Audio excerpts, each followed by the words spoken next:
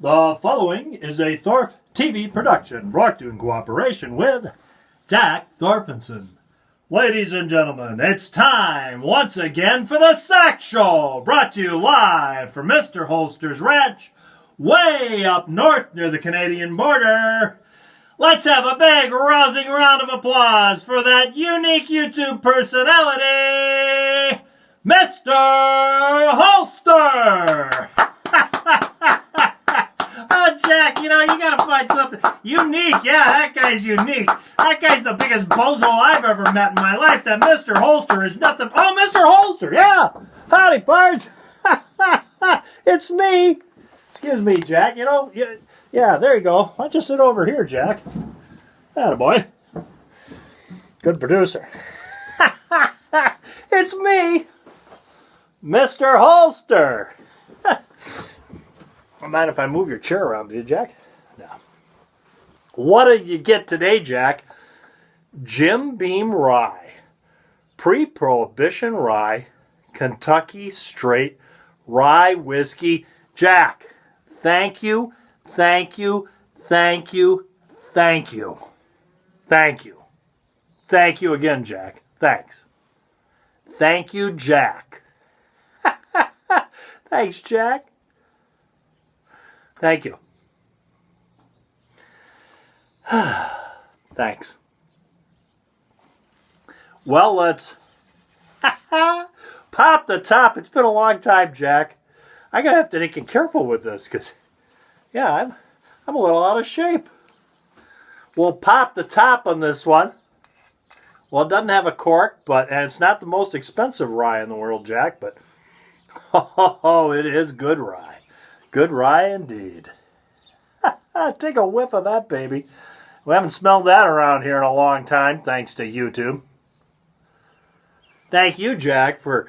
And I won't even hold it against you. I saw those extra cards you had tucked under you.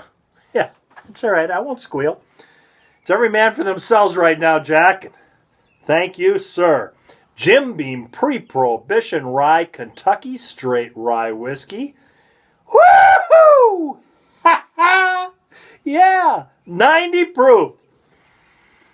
Oh, Jack, I never thought I'd see any of this again. You are the best producer in the world, Jack. Yes, you are. Well, I think we'll get the Louisville Slugger out for this one, Jack. You want one too, buddy? Yeah. There we go. I got your mug for you, Jack. There you go, pal.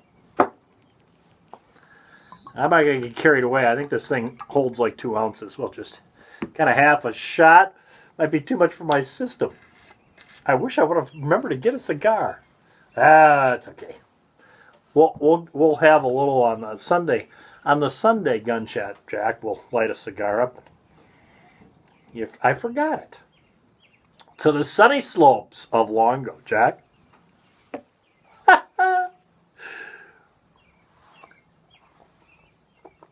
Oh, Jack.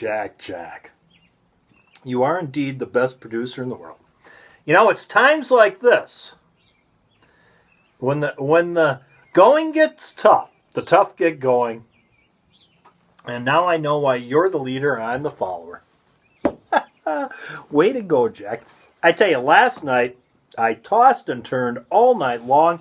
That's the last time I fall asleep in the washing machine. I had a great time, though, the other day. I spent the entire day getting a little sun. The doctor said I was down on my vitamin D, and so I found a bar that had a sunroof. Yeah, Jack came with. And I looked at the bartender, and I asked him if he knew how to make a fruit cordial, and he said, well, sure, just treat him with respect and kindness. And then along came this grasshopper, and it jumps up on the bar. And the bartender looks at me, and he looks at the grasshopper, and he goes, did you know, says to the grasshopper, did you know we make a drink named after you? And the grasshopper looked at him and said, really, you make an Irving? Yeah, that was only after the first drink. And Jack and I, we were drinking the other night, right after the poker game, and he had this great great winning at the poker game, so we were drinking afterwards. And I looked down at Jack and said, "What are you drinking?" And Jack, he looked down at me and he said, "I'm drinking Jack and carrot juice." And I said, "Really?" And he said, "Yeah, I may get drunk, but my eyesight will improve."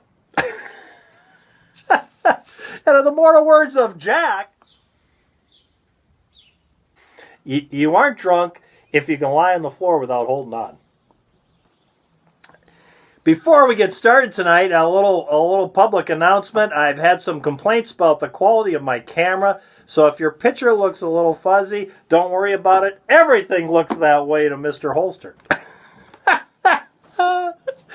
Oh, Jack, you are the best. You are the best. You want another? No? Okay, you're working. Yeah, I understand. Yeah. I'm going to have another tonight.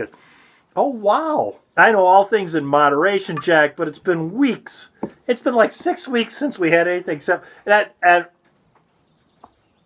yes, you did give up your pretty much all the bar in your room. I know. So it isn't totally true, but there was barely a shot in each one of those little bottles. And one of them had already been opened, and I'll put it up here though, Jack. That'll be it for the night. And I had half a shot to start with, so another half isn't. It's really only one shot, Jack. Yeah. I promised Jack the other day that I'd quit drinking, and so from now on, I'm going to freeze it like popsicles. One more time, because this is a big celebration. Jack's been on a shaky streak, and Jack's now on a winning streak, and so I'm just going to grab onto him and go with him. To the sunny slopes of Long Go, to Jack, to the executive producer, Jack. There you go, Jack. That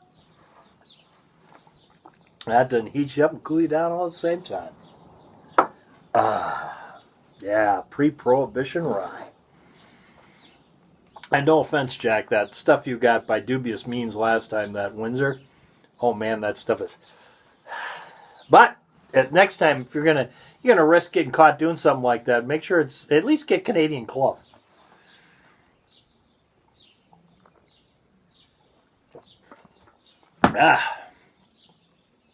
I feel so much better, Jack.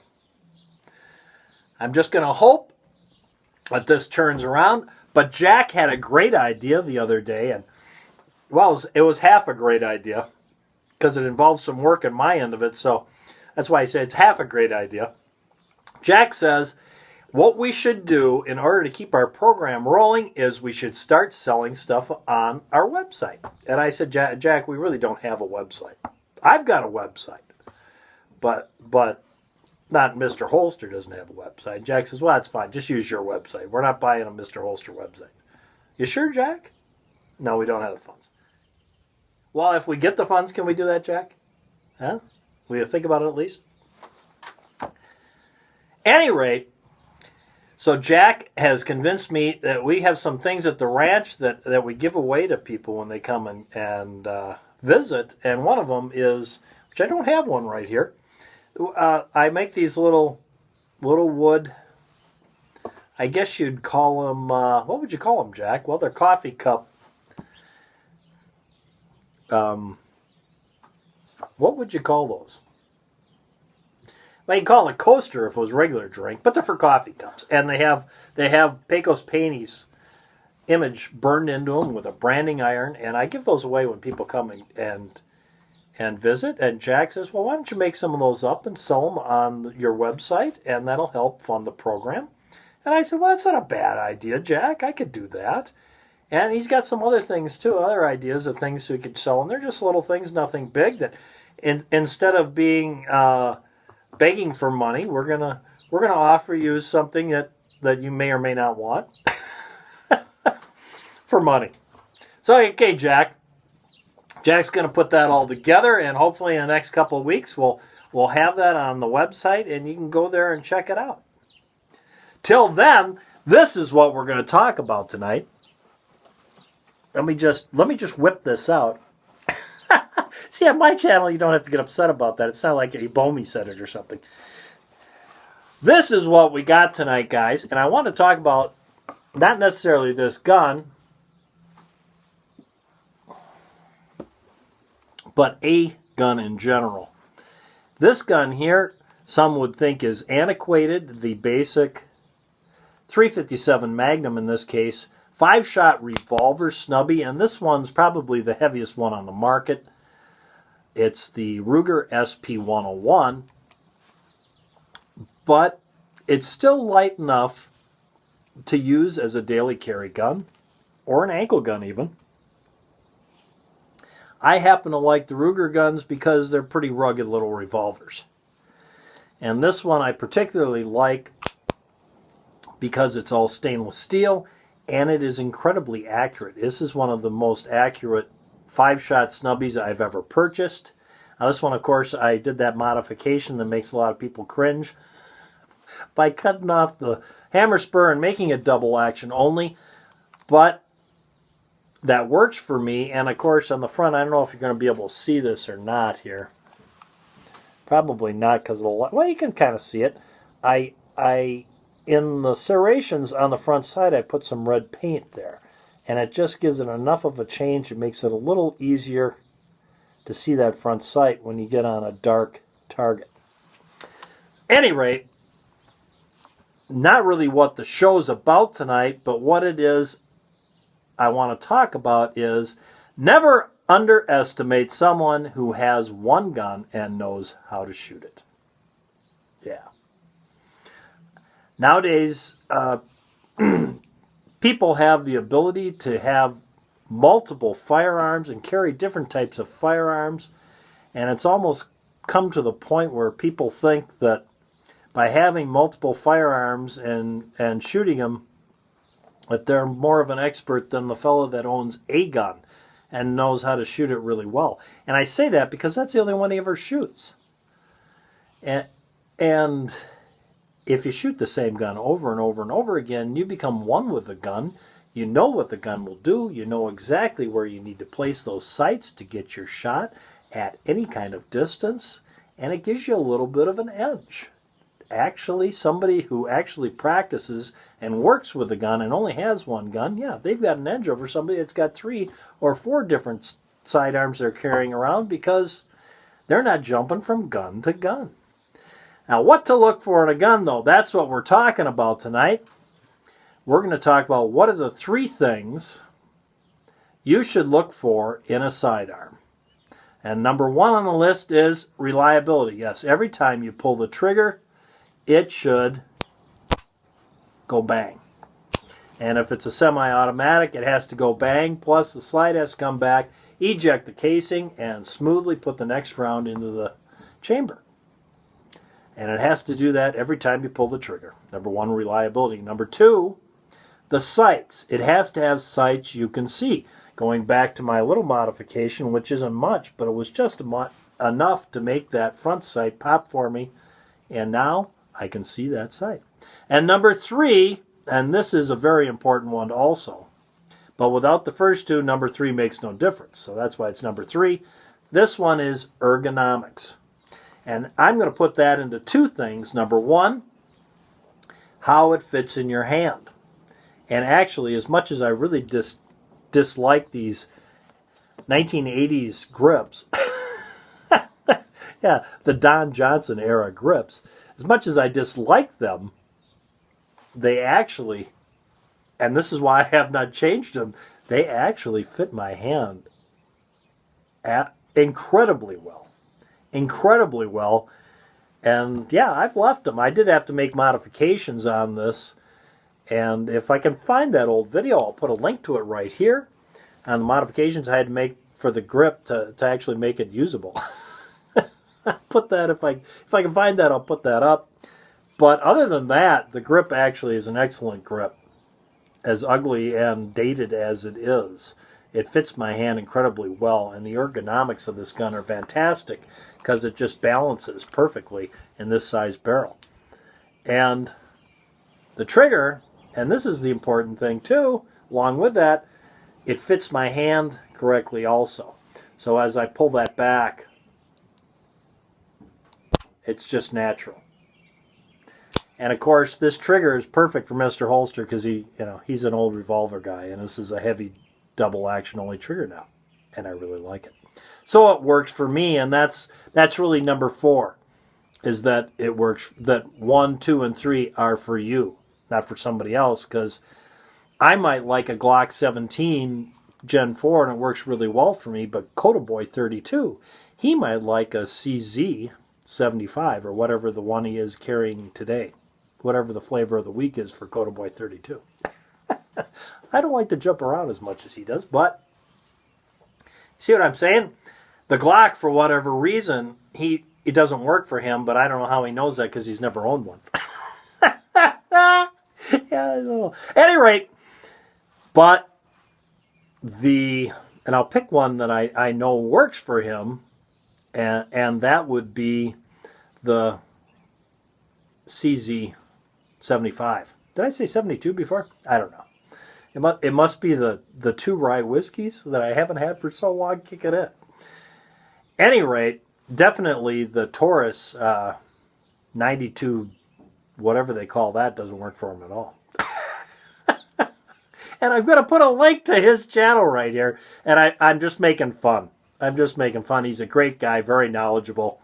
I'm just yanking his chain here. Yeah. Because he doesn't own a Glock. But he owns some Springfields. Any rate, there you go, guys. That's what I want to talk about tonight. Those 3 things you need to be sure you have in the gun you're using. And you really only need one gun, by the way. Yeah, if you really know how to shoot it well. Because what's the most important thing if you have to use a firearm? It's not the caliber. Although I like something of a higher caliber. But it's not the caliber. It's not whether it's a semi-automatic or a revolver. It's not the capacity of the rounds. You could carry a single shot, and if it's the right deal, that may do it for you. It's all shot placement. Yeah. And you get shot placement, and you get it repeatedly if you have, number 1, reliability, number 2, the sights you can see, and number 3, ergonomics, so you are one with the gun. There you go, guys. And I've only eaten up 17 minutes and 42 seconds of your life. And it's a little longer SOCS Show tonight because Jack came through and we're having a party. And after the show's over, Jack's got some beautiful, beautiful Hereford Highland steaks. We're going to throw them on the grill and we're just going to chow down. Yeah. Before I leave you, I'm having a contest right now, and it's called the American Gunfighter 5,000 sub giveaway, and all you got to do to get in my contest is, number 1, be a subscriber. Yeah, you got a subscriber. How do I get to 5,000 subs? Number 2, like this video, and number 3, in the comments section down below, tell me about your gun. What do you carry? And at the end of it, tag it with 350, and you're in my contest. There you go, pards. Thanks for tuning in. If you like my channel, please subscribe. Till next time. That's 18 minutes and 47 seconds of your life you'll never, ever get back again. Go out and stay safe.